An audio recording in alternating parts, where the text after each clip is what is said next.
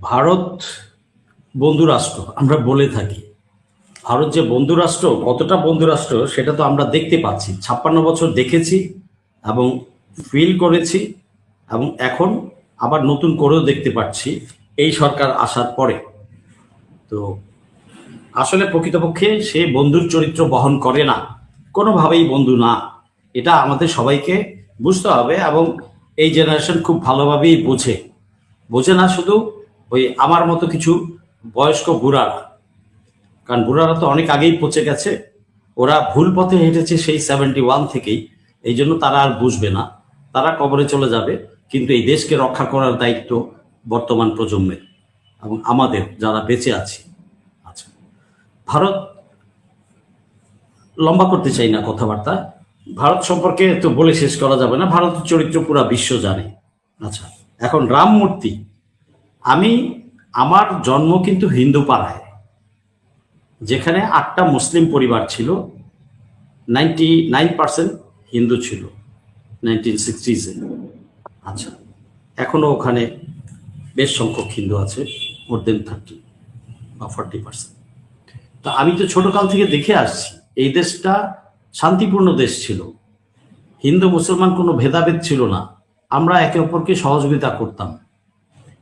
এই 90-এর পর থেকে, 90-এ প্রথম একটা কৈবল্যধাম স্টেশন আছে পাহাড়তলির কাছে, ওইখানে প্রথম একবার মন্দিরে ই করে এরশাদকে ফল করানোর জন্য, জেনারেল এরশাদ তখন রাষ্ট্রপতি, এটা 88 বা 89-এর দিকে হবে, 89-এর দিকে সম্ভবত, 89-এর তাও লাস্টে বা গিয়ে হাফের পরে, যাতে এরশাদকে ফল করাইতে পারে, পলিটিক্যাল ইস্যু তৈরি করে, তখন ওখানে একটা। এর আগে বাংলাদেশে কখনো কোথাও কিছু হয়নি। আচ্ছা, এর পরবর্তীতে টুকটাক হয়তো এই ঝগড়া বিবাদ হয়েছে, বাট বাংলাদেশের হিন্দু ভাই বোনেরা সবসময় শান্তিপূর্ণভাবে তাদের ধর্ম পালন করে আসছে, পূজা অর্চনা করে আসছে, এবং মানুষ সহযোগিতা করেছে। আশেপাশের মানুষ যারা বসবাস করে তারা সহযোগিতা করেছে, সরকারও সহযোগিতা করেছে।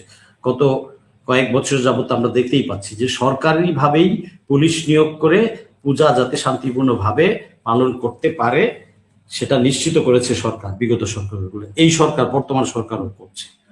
আচ্ছা, এখন কথা হচ্ছে যে ওরা, ভারত সবসময় একটা প্রচারণা চালায় যে এই পারে মাইনরিটিরা অত্যাচারিত, নির্যাতিত, অশান্তিতে আছে, এবং যেটা ইন্টারিম গভর্নমেন্টের সময় ওই পারের মিডিয়াগুলা খুব ল্যাংটা হয়ে নেমেছিল, বাট আলটিমেটলি লাভ হয়নি। একটানা কয়েক মাস করে গেছে, প্রায় বছরখানেক লাভ হয়নি। ইন্টারন্যাশনাল কমিউনিটি কাছে এটা প্রুভ হয়েছে যে এভরিথিং ইজ ফলস। আচ্ছা, ভারত তার আভ্যন্তরীণ সমস্যা জনগণের দৃষ্টি থেকে সরাতে সে অন্য দেশে সমস্যা তৈরি করে, বাংলাদেশে করে। ভারত মোদীর সরকার যে ওখানে মানে জনপ্রিয়তা হারিয়েছে, সেটা তারা সাধারণ মানুষকে বুঝতে দেয় না। ওদের ওই দেশের নিম্ন শ্রেণীর সাধারণ মানুষরাও কিন্তু নির্যাতিত।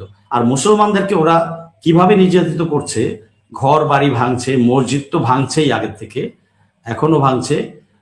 গরু জবাই করতে দিচ্ছে না, নামাজ পড়তে দিচ্ছে না, ঈদের জামাত করতে দিবে না, আজান দিতে দিবে না, মানে। এবং লাস্ট বলেছে যে যদি তুমি নামাজ পড়তে চাও বাংলাদেশ বা পাকিস্তানে যাও। তো এটা কিভাবে সাম্প্রদায়িক দেশ, অসাম্প্রদায়িক দেশ হয়, কিভাবে গণতন্ত্রের দেশ হয়, এটা এখন বাংলাদেশের মানুষের কাছে পরিষ্কার। আচ্ছা, ভারতের উত্তরপ্রদেশ ও অন্যান্য কিছু এলাকা ছাড়া আর কোথাও রামের পূজা হয় না, পশ্চিমবঙ্গেও হয় না। আর আমার দেশে তো রাম মূর্তি, রাম পূজা কোনোদিনই কোনো হিন্দু ভাই বোন করে নাই, আমি শুনিও নাই, দেখিও নাই, এখনো না। তাহলে এই যে হঠাৎ করে রাম মূর্তিটা বানাইলো পলাশবাড়িতে, কে বানাইলো? ওই চোরা বানাইলো যে কিনা আওয়ামী লীগের সময় বিভিন্ন ফায়দা নিয়েছে, এবং সে হিন্দু, মুসলমান নাম ধারণ করে পরে সে ওই ইলেকট্রিক টেকনিশিয়ান হয়েছে, অনেক কিছু করেছে। টাকা এলাকায় ময়মনসিংহ অঞ্চলে কোথায় তারা একটা রিসোর্ট করেছে, ওখানে আবার অনেকদেরকে ব্ল্যাকমেল করেছে, লম্বা ইতিহাস। তো সেই গাইবান্ধায় গিয়ে এই আকাঙ্ক্ষা করছে। আচ্ছা, সে কি তার নিজের টাকায় করছে? না, ভারতের টাকায়, রয়ের টাকায়, ইস্কনের টাকায়। এটা তো জনগণ বুঝে, সবাই জানি আমরা। আচ্ছা, এটা করেছে, এবং একে পিক আপ করেছে এবং ভারত। তারা চায় যে অস্থিতিশীল করে তুলতে। এই যে আমার সাধারণ হিন্দু ভাই এখন যারা ফালাফালি করছে, এরা কেউ কিন্তু আমাদের দেশের সাধারণ হিন্দু ভাই বোনদেরকে রিপ্রেজেন্ট করে না। সাধারণ হিন্দু হিন্দু ভাই বোনরা কিন্তু শান্তি চায়, শান্তিতে থাকতে চায়, তারা সাধারণ জীবনযাপন করে। এই যে যারা কিছু ভারতীয় দালাল এবং এই দেশে তাদের হয়েছে, মানে দালালি করে খাচ্ছে, এরাই কিছু পয়সা নেয়, নিয়ে এই দুষ্টামিগুলো করে এবং সাধারণ হিন্দু ভাই বোনদের ওপর বদনামটা চলে যায়। সাধারণ হিন্দু ভাই বোনদেরকে আমি বলবো তারা দেশপ্রেমী, এই দেশে কাজ করে খাচ্ছে, আচ্ছা, যা জন্মগতভাবে তারা এই দেশে, অত তারা কেন ভারতের টান টানবে? ওই ভারতের দালালরা চাচ্ছে এদেরকে উস্কিয়ে দিয়ে পরিস্থিতি ঘোলা করে দেশটাকে টালমাটাল রাখতে। কারণ 56 বছর যাবৎ একমাত্র প্রেসিডেন্ট রাষ্ট্রপতি জিয়াউর রহমানের সময়টুকু ছাড়া তারা কখনো এই দেশকে মানে শান্তিতে থাকতে দেয় নাই। জিয়ার সময় তারা ডিস্টার্ব করেছে, তো পেরে উঠে নাই। তো ইন্টারিম গভর্নমেন্টের সময় পেরে উঠে নেই। ডক্টর ইউনূসের চোখে চোখ রেখে কথা বলার সাহস মোদির বা ভারতের ছিল না। এবং আমরা এটাও দেখেছি যে ডক্টর ইন্টারিমের সময় ভারত ছাড়া 18 মাস আমরা খুব সুন্দরভাবে চলেছি এবং আরো ভালোভাবে চলেছি, দ্রব্যমূল্য সহ সবকিছুই মানে কন্ট্রোলে ছিল। তার মানে আমরা ভালো ছিলাম, ওদের ছাড়া আমরা চলতে পারি, এটা আমরা প্রমাণ করেছি। কিন্তু কিছু এই পাজের কিছু দালাল যারা আগেও বলতো ভারত আমাদের বন্ধু, ভারত বড় দেশ, ভারত মোটেও বড় দেশ না, ভারত মোটেও শক্তিশালী দেশ না, এটা আমাদের মস্তিষ্কে ঢুকায় দিছে। আসলে ভারত সবচেয়ে দুর্বল রাষ্ট্র, মানে জায়গা মতো টোকা মারতে পারলে খান খান খান হয়তো 18 টুকরা 20 টুকরা হয়ে যাবে। ভারত অতি দুর্বল রাষ্ট্র। আমরা এক জাতি, এক খাদ্যাভ্যাস, এক ভাষা, এক শিক্ষা দীক্ষা, আমাদের কালচারাল মানে সংস্কৃতি আছে, তো আমরা কিন্তু স্ট্রং। তারা এই জুলাই 24-এ আমরা প্রমাণ করেছি। আমি নিজেও একজন আহত জুলাই যোদ্ধা, 13টা ছেলে আমার মাথায় আছে, তো অতএব আমরা এটা প্রমাণ করে ছেড়েছি। তো কিছু দালালরা আমাদেরকে মনস্তাত্ত্বিক ভাবে বলতে চায় আমরা কি ভারত ছাড়া চলতে পারবো, ভারতের সাথে পারবো। ভুল কথা, মিথ্যা কথা। যে মিথ্যা কথা 71 সালে তারা 60-এর দশক থেকে মিথ্যা বলতে তারা আমাদের পাকিস্তানকে 2 ভাগ করেছে। ফাইন, ভালো কথা, আমরা এখন স্বাধীনতা পেয়েছি, আমরা স্বাধীন রাষ্ট্র। কিন্তু তারা স্বার্থ ছাড়া কাজ করে না, তারা অখণ্ড ভারতের স্বপ্ন দেখে, তাদের এই স্বপ্নই রয়ে যাবে। আচ্ছা, বাংলাদেশকে পরিস্থিতি অশান্ত করে তুলে তারা ঘোলাপানিতে মাছ শিকার করতে চায় এবং হাসিনা ও আওয়ামী লীগকে আবার ফিরিয়ে আনতে চায়। কেন চায়? কারণ তারা 60 কোটি লোকের বাজার হারাইছে। 20 কোটি মানে আমরা 20 কোটি, এক একজন ওদের 3 কোটি, 3 লোকের 3 জনের সমান কনজিউম করি, খরচ করি। তো সেই হিসেবে তারা 20 × 3 60 কোটি লোকের বাজার হারাইছে, ওদের অর্থনীতিতে ধস পড়েছে, আন্তর্জাতিক পর্যায়ে তাদের কোনো বন্ধুহীন হয়ে পড়েছে। তারা একমাত্র ইসরায়েল ছাড়া কোনো সম্পর্ক নাই। তো ভারত সার্কভুক্ত অন্যান্য কান্ট্রিগুলা কিন্তু 7-8টা দেশের সাথে তাদের কোনো সম্পর্ক নাই, তারা সব জায়গায় ফেল করেছে, শ্রীলঙ্কা, মালদ্বীপ, নেপাল, সব জায়গায়। বাংলাদেশে দালালের সংখ্যা একটু বেশি, তাই তারা এতদিন করতে পেরেছে। 16 বছর হাসিনাকে ব্ল্যাকমেইল করে রেখেছে। ইলেকশনের ইঞ্জিনিয়ারিং করে 2008-এ তাকে ইলেকশনে এনেছে। তারপরে আওয়ামী লীগের মানি ট্র্যাপ এগুলো সব করে ব্ল্যাকমেইল করে তাদেরকে করাইছে। কিন্তু আমাদের নবপ্রজন্ম জুলাই যোদ্ধারা তুড়ি মেরে আল্লাহর দয়ায় তাদেরকে উৎখাত করে ছেড়েছে, ভারতের আধিপত্যবাদ ভেঙে দিয়েছি আমরা। এখন সেই ভারত আবার চায় কিভাবে পুনঃপ্রতিষ্ঠা করা যায়, এটার জন্য তারা পিছনে লেগে আছে। ইউনূস সরকারের সময় তারা শান্তিতে থাকতে দেয়নি, প্রতিদিনই একটা করে বা 4টা-5টা করে প্রোগ্রাম তাদের ঠিক থাকতো, আন্দোলন থাকতো। আচ্ছা, ইউনূস সরকারকে ভদ্র পেয়েছিল তো, তাই তারা করে যেতে পেরেছে। আচ্ছা, এখন নতুন সরকার এসে যখন তাদের কথা শুনছে না, তারা ভেবেছিল তাদের বিএনপির ভিতরে কিছু দালাল আছে, ভারতের পেইড এজেন্ট, হাসিনার এজেন্ট আছে, ভেবেছিল অতি সহজেই ফাটাফাট অনেক কিছু চুক্তি করিয়ে নেবে, আওয়ামী লীগকে ফিরিয়ে আনতে পারবে। সেই আশায় তাদের ঘুরে বালি। তারেক রহমান সরকার শহীদ রাষ্ট্রপতি জিয়াউর রহমান ও ম্যাডাম খালেদা জিয়ার সন্তান, তার রক্তে দেশপ্রেম আছে। তো সে বুঝতে পারছে এবং সে চাচ্ছে সবাইকে নিয়ে, বিশ্বের সবাইকে নিয়ে শান্তিতে থাকতে, যে জন্য সে বহির্বিশ্বের সাথে সম্পর্ক করতে চাচ্ছে। এই বহির্বিশ্বের সাথে আমরা সম্পর্ক করতে যাচ্ছি। বর্তমান সরকার মাত্র 3-3.5 মাস বয়স হলো। চীন, পাকিস্তান, টার্কি, আমেরিকা, অন্যান্য সব দেশের সাথে যখন আমরা চুক্তি এবং বন্ধুত্ব স্থাপন করে সবকিছু আমরা একটা ব্যালেন্স পর্যায়ে আন্তর্জাতিক রাজনীতিতে ব্যালেন্স পর্যায়ে যাতে আমরা রোল প্লে করতে পারি এবং নিজের দেশের উন্নতি করতে পারি, তখনই এই দুষ্টামিটা আবার শুরু করলো। প্রথম শুরু করলো কি, পুশিন দিয়ে। কিন্তু পুশিন আমরা ঠেকিয়ে দিয়েছি, হয়তো হাতে গোনা কয়েকটা বা 200 হয়তো ঢুকিয়ে দিয়েছে, বাট এরপরে আর পারেনি তারা। আমাদের জনগণ সচেতন, সবাই সচেতন। আচ্ছা, দালালরা কিছুই করতে পারবে না এবং পারছেও না, এই জন্য তাদের মাথাটা খারাপ। আচ্ছা, এখন এই দেশে কিন্তু এখনো 26 লাখ ভারতীয় অবৈধ রয়ে গেছে। 26 না হোক 20 তো হবে। এই যে রেমিটেন্স দিচ্ছে, আমাদের রেমিটেন্স যোদ্ধারা যাই দেশে পাঠায় তার চেয়েও $1-2 বিলিয়ন বেশি নিয়ে যায় তারা। তো এদের সরকারকে বলবো এদেরকে যাতে অবিলম্বে দেশ থেকে বের করতে হবে। আর তারা শুরু করেছে পুশিন দিয়ে। এখন রাম মন্দির, আমার দেশে রামের পূজা কখনোই হয় নাই। আমি তো বললাম আমি হিন্দু পাড়ায় জন্ম, আমি ঢোলের বাড়ি শুনে আমার ঘুম ভাঙতো, আর সন্ধ্যার সময় ওই কাঁসা বাজাইতো, শঙ্খ বাজাইতো, এগুলো শুনে শুনেই বড় হয়েছে। আমি জানি একটা শান্তিপূর্ণ অবস্থানে আমরা ছিলাম, আছি, এখনো আছি, ওই হাতে 2-1টা আইসোলেটেড ব্যক্তিগত ঝগড়াঝাটি ছাড়া। আচ্ছা, এখন ওরা চাচ্ছে কি, ওরা এই জন্য ইসকন তৈরি করেছে। ইসকন আজ থেকে 5-6 বছর আগেই কিন্তু আমি ইসকনের সম্পর্কে বলেছি, ফেসবুকে লিখেছি যে এটা তো দেখেন, এটা পরে ইলিয়াস এবং অন্যান্যরা পরে। তারা এখন রংপুরটাকে কেটে রাম মূর্তিটার একটু শেষ করে নেই। রাম মূর্তি আমাদের দেশে কখনোই পূজা হয়নি, আর যেটা করেছে তারা এটার সাথে দেখেন মিলে যায়। তারা রাম মূর্তি তৈরি করছে, আবার তারা হুমকি দিচ্ছে চিকেন নেককে হাতি নেক বানাবে, আবার রংপুর কেটে নিয়ে যাবে, আর এখন আবার বলছে রংপুরকে আলাদা প্রদেশ করবে। আবার একই সাথে ত্রিবেদী আচ্ছা, ত্রিবেদী না ত্রিদেবী, এই বর্তমান যে ওদের রাষ্ট্রদূত আসলো, দেখেন আসার সাথে সাথেই কিন্তু ওখান থেকে বর্ডার থেকেই আওয়াজ দেওয়া শুরু করলো, আমরা এক বাংলা চাই। উস্কানির প্রথম শব্দ ওখান থেকেই শুরু করলো তারা। এবং এই যে 3-4 দিন যাবৎ কিন্তু দেখতে পাচ্ছেন অমুকে মিছিল করে, তমুকে মিছিল করে, চৈতালি বক্তৃতা দেয়, ঘোষণা দেয় আলাদা প্রদেশ চাই, গাইবান্ধা রংপুর অঞ্চল থেকে মুসলমানদেরকে চলে যেতে হবে, 64 জেলায় মূর্তি করবে। এত দুঃসাহস পাইল কোথায়? এগুলো তো 1 মাস আগেও ছিল না। বুঝতে পারছেন তো জনগণ, ভাই বোনেরা, বুঝতে পারছেন? ত্রিদেবী এই ত্রিদেবীকে প্রথমেই আমি বলেছিলাম যে সে একটা নষ্টালোক, বিজেপির সদস্য, তাকে পাঠানোই হচ্ছে প্ল্যান করে, একটা মিশন দিয়ে তাকে পাঠানো হয়েছে এই পারে অস্থিতিশীল করার জন্য। দেখুন শুরু হয়ে গেছে, কিন্তু ত্রিদেবী আসলো 7 দিন হয়নি, কার্যক্রম কিন্তু শুরু করে দিয়েছে। অতএব আমাদেরকে নজর রাখতে হবে এই ত্রিদেবীর উপর, আর সরকারের উচিত হবে তাকে ফেরত পাঠানো উচিত ছিল। তো সেই বর্ডার থেকেই যখন সেই কথাগুলো বলেছে তখনই তাকে ক্লোজ। আমাদের ডাক্তার জাহিদকে ওই পারে যখন গেল তখন তাকে ঠেকায় রাখলো, দিল না। তা আমরা কেন তাকে আদর করে আবার কোলে করে আনলাম? কিছু দালাল সাংবাদিক আবার তার ইন্টারভিউ নেয়। আমাদের মিডিয়ার কিছু ভূমিকা, পজিটিভ দেশপ্রেমিক ভূমিকা রাখতে হবে। জি, এখানে শেষ করছি। জি, ধন্যবাদ।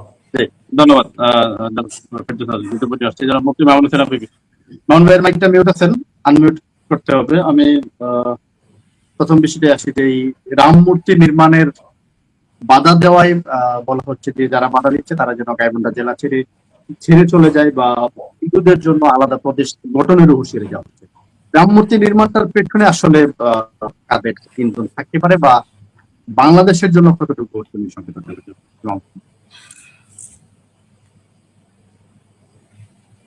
আসসালামু আলাইকুম ওয়া রাহমাতুল্লাহ। আলহামদুলিল্লাহ ওয়া সালাতু ওয়া সালামু আলা রাসূলিল্লাহ। সঞ্চালক, সম্মানিত অতিথিবৃন্দ, দেশ প্রবাস থেকে যারা দেখছেন শুনছেন, সবাইকে মোবারকবাদ জানাচ্ছি। খুব সংক্ষেপে কিছু কথা বলতে চাই। যারা বলছেন গাইবান্ধা জেলা ছেড়ে চলে যাওয়ার কথা, আলাদা প্রদেশের কথা, রংপুরকে ভারতের সাথে অ্যাডজাস্ট করে নিয়ে যাওয়ার কথা, এই সবগুলা কথা মূলত আসলে ধামকি এবং অস্থিতিশীল পরিস্থিতি সৃষ্টি করা। 36 জুলাই আমাদেরকে যেটা মনে করিয়ে দেয়, গোটা পৃথিবীর মানুষকে আঙ্গুল দিয়ে যেটা দেখিয়ে দিয়েছে, সেটা হচ্ছে আপনি পারমাণবিক বোমা মেরে দেশটাকে উড়িয়ে দিতে পারেন, গুড়িয়ে দিতে পারেন। এত পরিমাণ পারমাণবিক বোমা যদি কারো কাছে থাকে আর ব্যবহার করে, সেটা ভিন্ন কথা। এর বাহিরে আপনি এই বাঙালিকে এই সমস্ত সুতানাটা কথাবার্তা দিয়া এগুলা আমাদেরকে আসলে কিচ্ছু করতে পারবেন। এইগুলারে আমরা দুই আনার পরোয়া করি না ভাই। এটা মনে করবার কোনো কারণ নাই যে বর্তমান হাসিনা যে জুলুম বাংলাদেশের মানুষের উপর করেছে, হাসিনার চাইতে বড় জালেম আপনার মানে কি হতে পারে? ওই জালেমকে কিন্তু এই জেনজি দৌড়াইছে। পৃথিবীর কোন সভ্য দেশে এভাবে, শুধুমাত্র ইসরায়েল ছাড়া কোন সভ্য দেশে এভাবে মানুষের উপর সরকার প্রশাসন এভাবে গুলি করে না। তার দেশের জনগণের উপরে জুলুম এভাবে কোন দেশ করে না। ওই স্বৈরাচারকে কিন্তু আমরা তাড়িয়েছি, এটা কিন্তু তাদের মনে রাখা উচিত। আর ভারতের ব্যাপারটা হলো কি, ওই যে আমাদের কুমিল্লা একটা কথা আছে, ওই যে কুস্তি ধরে না, কুস্তিতে দুইজন মিলে কুস্তি ধরে, যে নিচে আছে কোনোভাবে উঠতে পারে না। তো আমাদের এলাকার ভাষায় কয় যে আর ধরবিনি ক, তুই আর ধরবিনি ক। আসলে সে নিচের থেকে উঠতে পারতেছে না, কিন্তু কয় যে আর ধরবিনি জীবনে আমার সাথে কুস্তি, মূলত তো সে উঠতে পারতেছে না। তো ভারতের ব্যাপারটা হলো এরকম, ভারত আমাদেরকে হুমকি দামকি দেয়, এটা ঠিক আছে, কিন্তু ভারতের যত ধরনের মাথা ব্যথা আছে, ভারতের যে অর্থনৈতিক সংকট আছে, ভারতের যে চতুর্মুখী তার যে প্রদেশগুলো আছে, সেখান থেকে কত কত প্রদেশ আলাদা হয়ে যেতে চাচ্ছে, তার দেশের রাজনৈতিক যে অস্থিতিশীল পরিস্থিতি বর্তমানে বিরাজ করতেছে, এগুলা সামাল দেয়াই ভারতের জন্য কঠিন কাজ। সেই জায়গায় শুধুমাত্র কিছু দালাল তাদেরকে সহযোগিতা করতেছে, এটা আমাদের দেশের জন্য সবচাইতে খারাপ একটা সংকেত। দেখুন, আজকে এই স্বাধীনতার 55 বছরে বাংলাদেশ যেই কারণে স্বাধীন হয়েছে, যে উদ্দেশ্যে স্বাধীন হয়েছে, তার উদ্দেশ্য সফল হয়নি কেন? এটার জন্য কি এদেশের সাধারণ মানুষ দায়ী? মোটেও না। এদেশের সাধারণ মানুষ এটার জন্য দায়ী নয়। মূলত এই 54 বছরে রাষ্ট্র সরকার যারা চালিয়েছে, তাদের বেশিরভাগ লোক ইন্টারনালি ভারতের তাবেদারি করেছে। এটার জন্য অর্থনৈতিকভাবে আমরা স্বাবলম্বী হতে পারিনি, আমরা স্বাধীন বিচার ব্যবস্থা তৈরি করতে পারিনি, আমরা নির্বাচনের জন্য একটা সুষ্ঠু রূপরেখা এখনো পর্যন্ত, স্টেবল একটা রূপরেখা আমরা এখনো পর্যন্ত দাঁড় করাতে পারিনি। এই যত সমস্যা, এই সব সমস্যার পেছনের কারণ হলো এই, ভারত আমাদেরকে স্বাবলম্বী দেখতে চায় না, ভারত আমাদেরকে শান্ত দেখতে চায় না, ভারত আমাদেরকে শান্তিতে আমরা আছি, ভালো আছি এমন দৃশ্য ভারত দেখতে চায় না। আর তাদের তাবেদার কিছু লোককে বাংলাদেশের বিভিন্ন রাজনৈতিক দলগুলোতে ঢুকিয়ে তাদের মাধ্যমে ভারত এটাকে বাস্তবায়ন করা। আমি বিশ্বাস করি বর্তমান যে সরকার আছে, এই সরকার জুলাইয়ের সবচাইতে বড় সুবিধাভোগী সরকার। এতে কোনো এটাকে অস্বীকার করার সুযোগ নেই। বর্তমান সরকার প্রধান যিনি, জুলাইয়ে তার কোন ধরনের ভূমিকা ছিল না, কিন্তু তিনি সরকার প্রধান হয়েছেন। হ্যাঁ, 17 বছর আগে তিনি মাজলুম ছিলেন, এটা ঠিক আছে, তিনিও মার খেয়েছেন একটা সময়, এটা ঠিক আছে, কিন্তু যত কথাই বলেন না কেন, বেগম জিয়া ছিল বিছনায়, তার পরিবার কিংবা তার আশপাশের অনেকেই তো আমরা দেখেছি ঢাকাতে আওয়ামী লীগের সাথে মিলেমিশে ব্যবসা বাণিজ্য করেছে, তারা আন্দোলন সংগ্রামে সেভাবে ছিল না, কিন্তু তারা আজকে জুলাইয়ের সুবিধাভোগী। অথচ দুঃখজনক ব্যাপার হলো এই, আমরা জানি একটা রাজনৈতিক দলে সাধারণ কিছু মানুষ থাকে যারা বিভিন্ন সময় বিভিন্ন রকমের উল্টাপাল্টা মন্তব্য করে, যারা কর্মী পর্যায়ে, তাদের ব্যাপারে আমরা কথা বলতে চাই না, কিন্তু প্রধানমন্ত্রীর পক্ষ থেকে যদি বলা হয় 12 বছর কাউকে আন্দোলন সংগ্রামে দেখা যায় নাই, এগুলো দুঃখজনক ব্যাপার। আমি বলতে চাই, প্রধানমন্ত্রী যদি কোমর সোজা করে দাঁড়ায় যে আমরা আমাদের পায়ে দাঁড়াবো, আমরা কারো দাবিদারি করব না, আমাদের বন্ধু থাকবে, কোনো অভিভাবক থাকবে না। বর্তমান যে বিরোধী দল আছে, ডাক্তার শফিকুর রহমান যেভাবে সংসদে ঘোষণা দিয়েছে যে আমরা আপনাকে সহযোগিতা করব, যত লোক বাংলাদেশে বর্তমানে এই রাম মূর্তি নির্মাণকে কেন্দ্র করে বিশৃঙ্খলা করবে, কারা এই মূর্তি নির্মাণ করছে? হিন্দুরা তো প্রতি বছর মূর্তি বানায়, ওই মূর্তি তো আমরা পাহারাও দিয়েছি।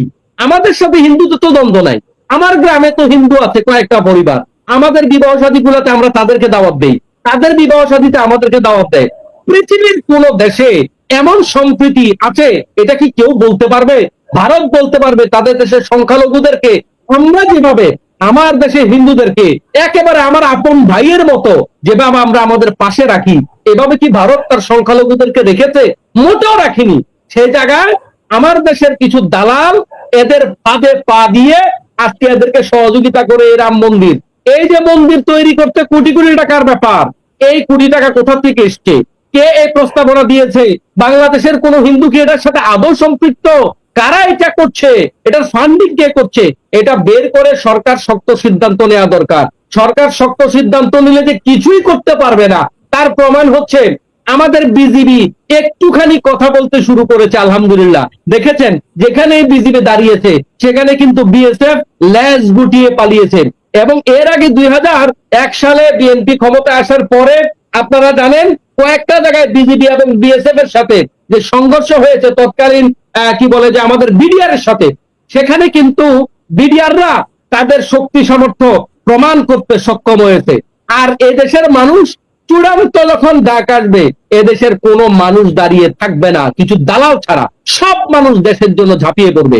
অতএব এখন দরকার সরকারের একটা সুস্থ সিদ্ধান্ত নিয়ে মাঠে দাঁড়ানো, যে আমরা এরকম দেশদ্রোহী যারা আছে, দেশের বিরুদ্ধে যারা কথা বলবে, আমার দেশের একটা বিভাগ ভেঙে দেবে, আমার দেশে আলাদা আলাদা কি বলে যে তাদের জন্য জেলা গঠন করবে, আমার দেশের তারপরে জেলা ছেড়ে চলে যাওয়ার কথা, এই জাতীয় দেশদ্রোহী কথাবার্তা যারা বলে, তাদেরকে যদি সরকার শক্ত হস্তে দমন করতে পারে, বিচারের আওতায় আনতে পারে, পিছনে কারা আছে বের করতে পারে, আমি বিশ্বাস করি, আমি ব্যক্তিগতভাবে বিএনপির কর্মী সমর্থক কেউ না, আমি বিশ্বাস করি সরকার যদি এভাবে দেশকে বাঁচাবার জন্য শক্ত হস্তে মানে শক্ত ভূমিকা পালন করতে পারে, আমি এই সরকারের পেছনে কাজ করব। এই স্বৈরাচারের আমলে, গত স্বৈরাচারের আমলে আমরা কিন্তু এই বিএনপির পক্ষে এখন যারা বড় বড় নেতা, আরে ভাই এরা তো গর্তে লুকিয়েছিল অনেকেই, সাধারণ বিএনপি এরা মাজলুম হইছে, আমরা কিন্তু বিএনপির পক্ষে কথা বলেছি। এই বিএনপি যদি দেশকে রক্ষার জন্য এগিয়ে যায়, আমি কথা বলতে পারি, আমি আমার জায়গা থেকে আমাদের আলেম সমাজের কথা বলতে পারি, আলেম সমাজ দাড়িটুপিওয়ালা মানুষ ধর্ম বর্ণ নির্বিশেষে এই বিএনপিকে সমর্থন করবে। এখন এই সরকারে যারা আছে এই ভূমিকাগুলো তাদেরকে নিতে হবে। আমরা তো আবারও বলছি, অতীতেও বলেছি যে এই সরকারের উচিত, শহীদ উসমান হাদি বলে গিয়েছে যে আমরা ঘাস খেয়ে হলেও আমরা আমাদের অস্ত্র বাড়ানো দরকার, আমাদের প্রযুক্তি বাড়ানো দরকার, আমাদের কি বলে যে এই সেক্টরটাকে শক্ত করা দরকার, আমাদের এই কি বলে যে আমাদের দেশের নিরাপত্তার জন্য আমাদের বাজেটকে আরো বাড়ানো দরকার, আমাদের শিক্ষা খাতে বাজেট বাড়ানো দরকার। কিন্তু আজকে আফসোসের ব্যাপার হলো সরকার এমন এমন সেক্টর তৈরি করছে যেগুলোতে বাজেট বাড়াচ্ছে, কিন্তু বাস্তবতা হলো দেশের কাজের কাজ কিছুই হচ্ছে না। তো সর্বোপরি কথা হলো দেশের মানুষ সজাগ আছে, আমার বিশ্বাস এই সমস্ত হুমকি দামকি কিছু হবে না। তবে হ্যাঁ, একটা লাভ আছে, সেটা হলো এই শেখ হাসিনা বুঝে এভাবে তাড়িয়ে দেওয়ার পরে সে কখনো এই দেশে আবার ক্ষমতায় যাবে এই কখনো সে করতে পারে না। তবে তার লাভ হলো যদি আমাদেরকে একটু অশান্তিতে রাখতে পারে, তাহলে একটু মানসিক তৃপ্তি তার। সেই জায়গা থেকে ভারত শেখ হাসিনা মিলে এখানে কেমনে একটু দাঙ্গা লাগানো যায়, একটু কিলাকিলি লাগানো যায়, আমাদের অশান্তিরা দেখলে, আমাদের মারামারিরা দেখলে, এটা দেখলে শেখ হাসিনার একটু মানসিক তৃপ্তি আর কি, এটা ভারতের একটা তৃপ্তি। এটার জন্য তারা এই সমস্ত আবল তাবল কাজ করতেছে। তবে তারা যদি এর চাইতে বেশি আগাতে চায়, এদেশের মানুষ উচিত জবাব দিয়ে দিবে। আমি হিন্দু ভাইদেরকে একেবারে গলায় জড়িয়ে ধরে বলছি, আপনাদেরকে কপালে চুমু দিয়ে বলছি, প্রিয় ভাইয়েরা আমার, আমরা আপনাদেরকে ভালোবাসি। এদেশের হিন্দু মুসলিম কোনো দূরত্ব নেই, এবং অন্য ছোট ছোট আরো যে সমস্ত সংখ্যা গোষ্ঠীগুলো আমাদের, যে সমস্ত ভাইয়েরা আমাদের পাশাপাশি বসবাস করেন, আমরা আপনাদের কাউকে শত্রু ভাবি না, মোটেও না। আমরা সবাই মিলে বাংলাদেশ, এখানে কেউ সংখ্যালঘু কেউ সংখ্যাগুরু এটা বলে আমরা কাউকে হ্যাও করতে চাই না, ছোট করতে চাই না। কিন্তু আপনারা আপনাদের জায়গায় একটু ভূমিকা পালন করুন, যে আমরা আমাদের বাংলাদেশে মুসলমানরা আমাদেরকে ভালোবাসে, তারা তাদের পাশে রাখে, তারা আমাদের মূর্তি পাহারা দেয়, তারা আমাদের মন্দির পাহারা দেয়, আমাদের নিরাপত্তা নিশ্চিত করে। অতএব সেই বাংলাদেশ নিয়ে কেউ যদি উল্টাপাল্টা কথা বলে, আমরা হিন্দুরা বসে থাকবো না। হিন্দু নেতৃবৃন্দর কাছ থেকে বিশেষ করে স্পেশালি আমরা এই ভূমিকাটা পেলে এই কাজটা একটু ভালোভাবে অ্যান্টিবায়োটিকের মতো মানে ভূমিকা পালন করবে, এটা আমি হিন্দু ভাইদের পক্ষ থেকে আশা করি। কারণ আমরা আপনাদের পাশে আছি, আপনাদের টেনশন করার দরকার নাই। কারণ আমরা হিন্দুদের, ভারতের হিন্দুদের মতো, বিশেষ করে সবাইকে বলছি না, ভারতের হিন্দু ভাইরাও মনে কষ্ট পাবেন না, বিশেষ করে বিজেপি মার্কা লোক যারা, তারা যেভাবে অন্য ধর্মের লোকদের উপর জুলুম করে, আমাদের বাংলাদেশের লোকজন আমরা এই মনের এই মানেন না। আমরা যে কোনো ধর্মের লোকদেরকে বুকে জড়িয়ে ধরতে পারি, আমরা ভালোবাসতে জানি, আমরা উপকার করতে জানি। অতএব এদেশের হিন্দুরা নিরাপত্তাকে কিভাবে থাকবে, কয়দিন পর পর হিন্দু নির্যাতন হয় বলে এই সমস্ত হাইপ তুলে পরিবেশ নষ্ট করার দরকার নাই। আমাদের ভাইদের নিরাপত্তা দেওয়ার দায়িত্ব আমাদের, এটা নিয়ে ভারতের টেনশন করার দরকার নাই। এবং পাশাপাশি ভারত যে এখানে গেমটা খেলতে চাচ্ছে, হাসিনা যে গেমটা খেলতে যাচ্ছে, হিন্দু ভাইয়েরা যার যার জায়গা থেকে, আরো অন্যান্য ভাইয়েরা যারা আছেন, বিশেষ করে খোয়াই সিং মং ভাই, এই যে ভাই ভূমিকা পালন করছেন অনলাইন অফলাইনে, ওনার মতো যদি অন্যান্য ভাইয়েরা ভূমিকা পালন করেন, আমরা এখানে ভালো আছে, আপনারা বাড়াবাড়ি করবার কি? এদেশের মুসলমানরা তো আমাদের সাথে দুর্ব্যবহার করছে না, তারা আমাদের সাথে লেনদেন করে, কাজ কারবার করে, তাদের অনুষ্ঠানে আমরা অংশগ্রহণ করি, তারা আমাদের অনুষ্ঠানে অংশগ্রহণ করে, এখানে ভারত তাক গলাবার কি?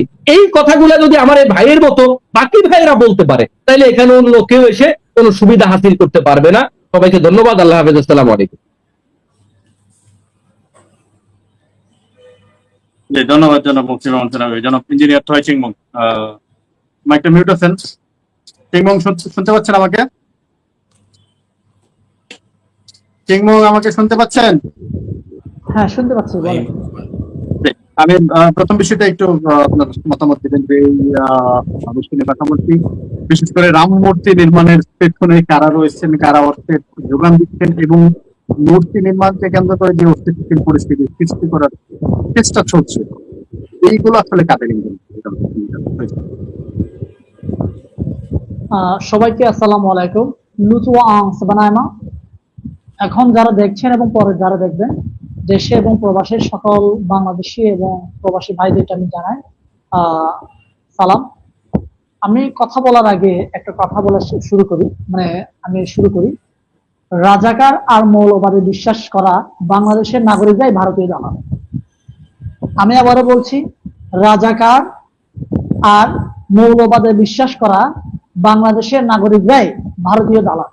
যারা ভারতের পক্ষে গুণগান গায় তারা দেশে থাকার অধিকার অনেক আগেই হারিয়ে ফেলেছে। এই কথা আমি এই শোতে না, আমি যতদিন বেঁচে থাকবো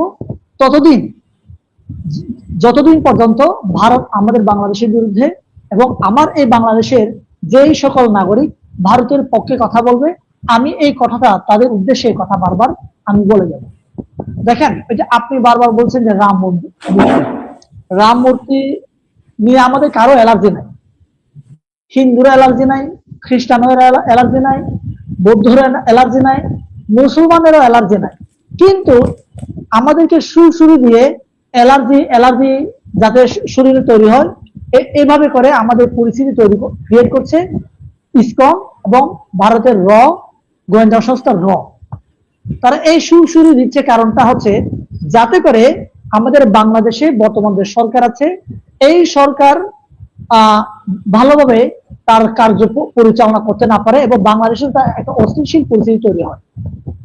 গত আপনার জুলাই আগস্টের পরে আমি এই কথা অনেকবার বলেছি, বাংলাদেশে আমি পৃথিবীর ইতিহাসে এরকম আছে কিনা আমার কোনো জানা নাই, তবে আমি বাংলাদেশে আমি এটা দেখেছি এবং আমি সাক্ষ্য দিয়েছি এটা, যে বাংলাদেশের মুসলমানরা হিন্দু ভাইদেরকে, বৌদ্ধ ভাইদের, খ্রিস্টান ভাইদের গির্জা মন্দির পাহারা দিয়েছে। এটা পৃথিবীর অন্য কোনো দেশে ইতিহাস আছে কিনা আমার জানা নেই, তবে আমার জানা মতে এরকম ইতিহাস আছে যে এক ধর্ম আরেক ধর্মকে নির্যাতন নিপীড়ন করে তো ওই জাতিকে নির্বংশ করে ফেলার জন্য, ধর্ম শেষ করে ফেলার জন্য প্রচুর পরিমাণে নির্যাতন নিপীড়ন চালিয়েছে। এই ইতিহাস আমার জানা আছে।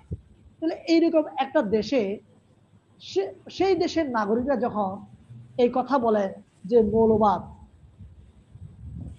জঙ্গিবাদ এই দেশে আমাদের শুনতে পাচ্ছি না আপনাকে? আমি শুনতে পাচ্ছেন কি? হ্যালো, জি হ্যাঁ শুনতে পাচ্ছি। যে দেশের নাগরিকরা নিজ দেশের খেয়ে পরে নিজ দেশের বিরুদ্ধে, ওই যে একটা কথা আছে না, যে পাত্রে খায় সেই পাত্রে হাগে। এটা শুনতে খারাপ লাগলেও বাংলাদেশের সমতলের হিন্দু কিছু দু চারজন হিন্দু ছাড়া সকল হিন্দু, আমি এক কথা বলবো, সকল হিন্দুরাই এই কাজটাই করছে। আমার পার্বত্য চট্টগ্রামের কথা যদি বলি, চাকমা জাতির সকল চাকমারাই এই কাজটা করে যাচ্ছে, দু চারজন চাকমা ছাড়া। আমি দু চারজন চাকমার নাম আমি উচ্চারণ করতে পারছি না এখন, কারণ এই চাকমারা পার্বত্য চট্টগ্রামে সশস্ত্র সংগ্রাম ভারত থেকে ট্রেনিং নিয়ে আসে এবং এই পার্বত্য চট্টগ্রামে যে আপনার অন্যান্য অবাঙালি জনগোষ্ঠী আছেন, এখানে মুরং, খিয়াং, খুমি, বম, লোসাই, পাঙ্কুয়া, ছোট ছোট যে জাতিগুলো আছে, সকল জাতিগুলোকে এরা ব্রেইন ওয়াশ করে বলে যে এই দেশ আমাদের দেশ না, এই মুসলমানরা আমাদের বন্ধু না, এই বাঙালিরা আমাদের বন্ধু না, এই বাংলাদেশের সেনাবাহিনী আমাদের বন্ধু না, এরা আমাদেরকে নির্যাতন নিপীড়ন চালাচ্ছে। এই যে এই ধরনের মেকানিজম করে আমাদের ব্রেইন ওয়াশ করে এই পাহাড়ে চাকমারা এই কাজ করছে, সমতলে হিন্দুরা এই কাজটা করছে। এই কাজ করে তাদের কি লাভ হচ্ছে? আমার কথা হচ্ছে, তোমরা যদি এতই ভারতকে পছন্দ করো, ভারত যদি এতই তোমাদেরকে আশ্রয় দিয়ে থাকে, সুযোগ সুবিধা দিয়ে থাকে, তোমরা ভারতে চলে যাও, ভারতে গিয়ে শান্তিতে থাকো। ভারতে গেলে বুঝতে পারবা যে কেমন শান্তিতে তোমরা থাকতে পারো।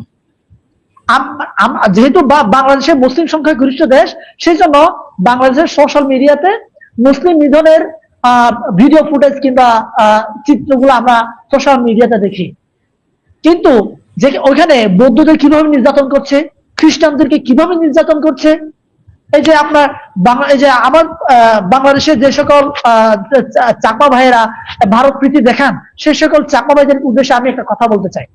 চাকমাদেরকে ভারতে কি হিসেবে ডাকা হয় এটা কি এর জানে? ভারতে চাকমাদেরকে মানে মানুষ হিসেবে গণ্য করে না, মুখে বলে আদিবাসী, কিন্তু ওরা এই বাংলাদেশে আমাদেরকে আদিবাসী শেখা প্র্যাকটিসিং শেখায়। এই যে আমাদেরকে এই যে বিভাজনের রাজনীতি শেখাচ্ছে, এখান থেকে কি লাভ হচ্ছে? লাভ হচ্ছে আমার পার্বত্য চট্টগ্রাম থেকে শুরু করে এই যে সমতলে যে সকল হিন্দুরা আছেন, সাধারণ হিন্দুদের ঘর বাড়ি পুড়ছে, পার্বত্য চট্টগ্রাম সাম্প্রদায়িক দাঙ্গা হচ্ছে, দাঙ্গা তৈরি করছে, এই দাঙ্গায় আমরা ফাঁদে পা দিয়ে আমরা মরছি। আমাদের এখানে যে বিষয়টা করা দরকার ছিল সেটা হচ্ছে, আসেন এই দেশটা আমাদের সকলে, এই দেশের 500 56,000 বর্গ মাইলের ভিতরে যারাই অশ্লীল পরিস্থিতি তৈরি করার চেষ্টা করবে তাদেরকে আমরা প্রতিহত করব, এই হুঁশিয়ারি আমরা কাউকে দেখি না এই পর্যন্ত। যারা এই কথা বলেছে তাদেরকে বরঞ্চ ওই যে বাঙালির দালাল, সেনাবাহিনীর দালাল, নানা দালালের ট্যাগ দিয়ে তাদেরকে আপনার মেরে ফেলার পায়রা এই বাংলাদেশের কথা আমি দেখেছি। এই যে গত পরশু আপনার গত কয়েকদিন আগে রাজু ভাস্কর্যে যে সকল হিন্দুরা আপনার মিছিল করেছেন, কি বলেছেন? আমাদের ধর্মে আপনার কি বলে আঘাত হেনেছে। কি আঘাত হেনেছে আপনি বলেন তো ভাই? আপনি ওখানে যে কিছুক্ষণ আগে আপনার, এটা তো বাস্তব সত্য কথা, যে সকল রাম মন্দির তৈরি করা হয়েছে, এই রাম মন্দির তৈরি করার টাকা কে দিয়েছে? কোথা থেকে পেয়েছেন? এটাকে বাংলাদেশ গভর্নমেন্ট দিয়েছে?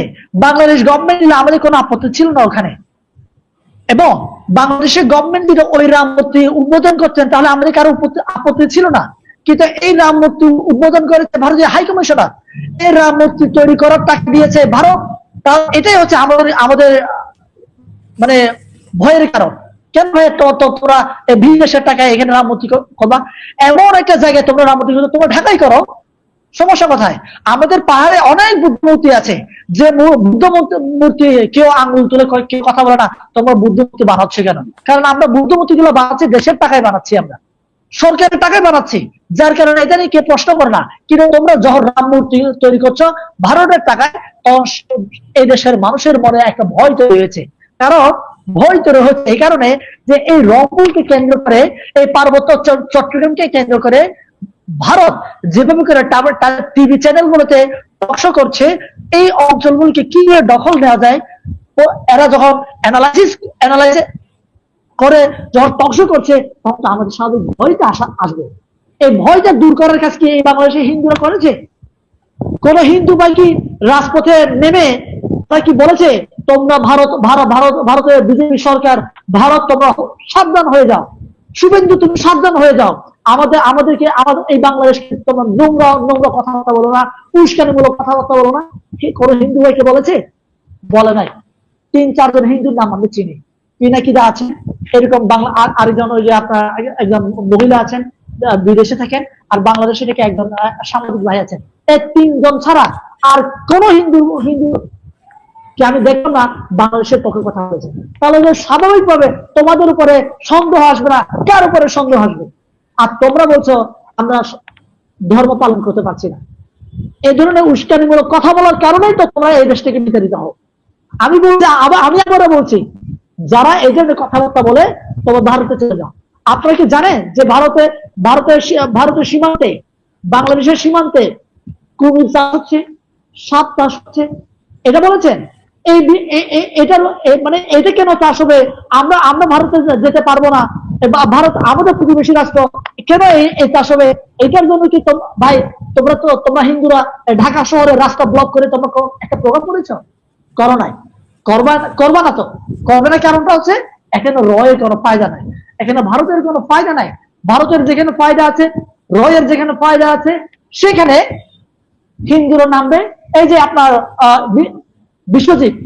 বিশ্বজিৎকে আপনার যখন আওয়ামী লীগ পিরিয়ডে বিশ্বজিৎকে আপনার ঢাকা নিউ মার্কেটে যখন কুপিয়ে কুপিয়ে হত্যা করা হচ্ছিল, তখন তো দেখলাম না কোনো হিন্দুকে রাজপথে নেমে চিৎকার দিতে যে হিন্দু হিন্দু নিধন হচ্ছে, সাম্প্রদায়িক এই দেখলাম না। কিন্তু এখানে তোদের কোনো লাভ নেই, তাদের লাভ না, ভারতের লাভ নাই এখানে। ভারতের যদি লাভ থাকতো তাহলে বলতো তোমাদের কয় কোটি টাকা লাগবে বলো, তোমরা আগামীকাল রাজপথ কাঁপাও, সরকারের বিরুদ্ধে কথা বলো, মৌলবাদ জঙ্গিবাদ উত্থান হয়েছে এই কথা বলো, তোমরা রাজপথ কাঁপাও। তোমরা যদি দেশকে এত ভালোবাসো তাহলে তোমরা কেন এই যে রংপুরকে আলাদা আলাদা প্রদেশ হিসেবে চাও? তোমরা যদি এত ভালোবাসো তাহলে কেন ভাই তোমরা এই যে তোমরা অধিকার চাও, আমার কোনো আপত্তি নেই। ধর্মীয় স্বাধীন অধিকার, ধর্মীয় লালন পালন করার জন্য যে অধিকারটা দরকার, ওই অধিকার চাওয়া বাংলাদেশের প্রত্যেক নাগরিকের রাইটস আছে। কিন্তু সে রাইটকে ভায়োলেশন করে তোমরা যেভাবে করে বাংলাদেশে উৎখানে দিচ্ছ, এটা তো ভাই আমরা কখনো এই বাংলাদেশের নাগরিক হিসেবে আমরা মেনে নিতে পারবো না। যখন আমরা এই কথা বলি তখন ভারতীয় দালালরা আমাদের পিছে লাগে, ভারতীয় দালালরা আমাদেরকে মেরে ফেলার জন্য হুমকি দেয়। এই হুমকি আর ধমকি দিয়ে আমাদেরকে থামিয়ে দেওয়া যাবে না। আমি চাই যে এই সত্যিকার অর্থে যদি আপনারা এই দেশকে ধারণ করে থাকেন তাহলে আপনারা রাজপথে সত্তার হয়ে এই বাংলাদেশের পক্ষে দাঁড়ান। আপনারা টাকা আমিও দিব, প্রয়োজনে আমার কি বিক্রি করে হিন্দু ভাইদের প্রোগ্রামের জন্য আমি টাকা দিব, তারপরে আপনারা এই দেশের পক্ষে কথা বলার জন্য আপনারা রাজপথে নামেন, রাজু বাসে আসেন, সৌরভ উদ্যানে আসেন, আমি কিডনি বিক্রি করলে আপনাদেরকে টাকা দিব। যে এই বাংলাদেশের পক্ষে কথা বলে, ভারতের টাকায় কথা বলিয়ে না ভাই। ভারতের পক্ষে কথা বলতে গিয়ে তোমরা আজকে বিতাড়িত হয়েছ, তোমরা আজকে দালাল ত্যাগ দিয়েছ। এই দালাল ত্যাগ থেকে মুক্ত পেতে গেলে এই দেশের হিন্দু ভাইদেরকে, এই দেশের যে সকল ভারতীয় দালাল ত্যাগ আছে সেই সকল দালালদেরকে ত্যাগ মুক্ত হবে না, তোমাদেরকে মুখ খুলতে হবে। এখন তোমরা যদি বলো শেখ হাসিনাকে ফিরিয়ে আনবা, এই দেশে আবার নতুন করে রাষ্ট্র তৈরি হবে, নো, তোমাদেরকে প্রয়োজন আমরা ভারতে, আমি আবারও বলছি, এই ধরনের যারা পড়া দেখাচ্ছে বাংলাদেশের বিরুদ্ধে কথা বলার জন্য সেই সকল মানুষকে ভারতে পাঠিয়ে দেওয়া হবে। ভারতে পাঠিয়ে দিলে তারা বুঝতে পারবে ভারত কি জিনিস, মানে বুঝতে পারবে না। তো এই বাংলাদেশে অনেক সুখে শান্তিতে আছে, একটা কথা আছে, সুখে থাকতে ভুটে খেলা। এই বাংলাদেশের যে সকল হিন্দু ভাইরা আছে শান্তিতে, তাদেরকে ভুটে খেলাচ্ছে। আর ভুটে যে কিভাবে খেলায় এটা বোঝানোর জন্য তাদেরকে ভারতে পাঠিয়ে দেওয়ার, ভারতে একটু ভিসা দিয়ে তাদেরকে ভারতে পাঠানোর ব্যবস্থা করো। রাষ্ট্রীয় তোমরা দেখে আসো, ভারতে কিছুদিন থেকে আসো, ভারত কিভাবে নির্যাতন চালাচ্ছে, তাহলে এরা আর বাংলাদেশের বিরুদ্ধে কথা বলা সাহস পাবে না।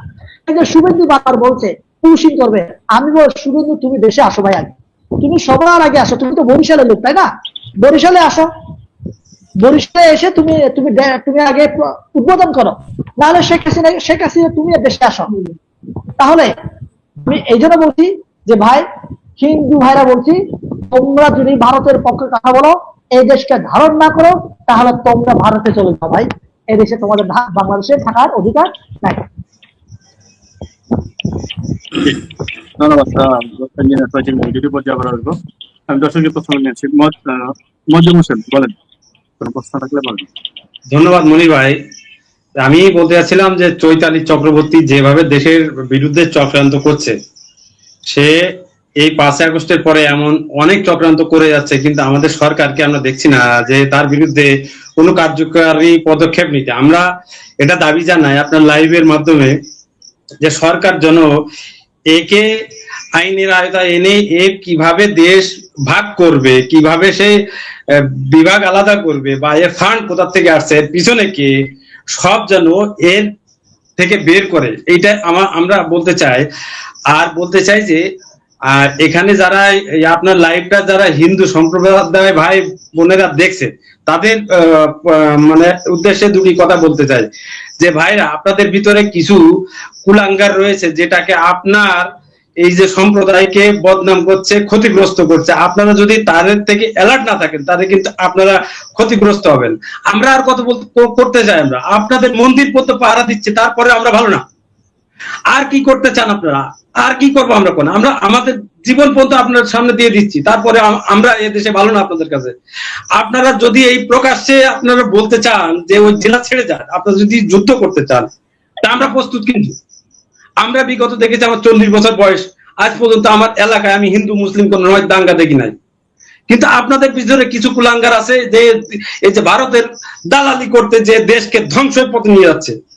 আমি মংসাং দাদার কাছে একটা প্রশ্ন রেখে যেতে চাই যে দাদা, আমরা দেখছি যে ভারতীয় এই যে পুশিন হচ্ছে, যেখানে বিজেপি তারপর সাধারণ জনগণ জীবন দিয়ে চেষ্টা করছে, তারপরেও আমাদের দেশের নেতাগুলো একটা কথা বলছে না, এর বিরুদ্ধে একটা কথা বলছে না। তাদের সমস্যাটা কি, আমি এটা জানতে চাই।